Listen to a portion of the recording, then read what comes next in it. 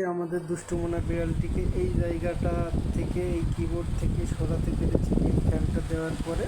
এই ফ্যানটা এখানে দেওয়ার পরে দেখুন তার বাতাস লাগছে, বেশ তার পশমগুলো দেখুন কীভাবে উঠছে। আমার ছেলে এখন ঘুমিয়ে পড়েছে, যে কারণে আমি তাকে ডাকতেও পারছি না, কারণ এখন অনেক রাত 12টা, দেখুন 12টা 27 বেজে গিয়েছে। আর এই জন্য আমি কাজ করছিলাম। আর এই দুষ্টুমনা বিড়ালটি আমার কিবোর্ড সহ পুরো টেবিল দখল করে নিয়েছিল, কাজ করতে দিচ্ছিল না। এবং কেন কাজ করতে দিচ্ছিল না, এই ভিডিওটি আমি ইউটিউবে পাবলিশ করেছি। তার গরম লেগে গিয়েছিল, এই গরমে কিভাবে যত্ন নিয়েছি সেই ভিডিও আমাদের চ্যানেলে আছে, ভিডিওটি দেখে আসবেন। আর চ্যানেলটিকে সাবস্ক্রাইব করবেন, কারণ এই ধরনের উপকারী ভিডিও আমরা প্রতিনিয়তই দিচ্ছি আমাদের চ্যানেলে।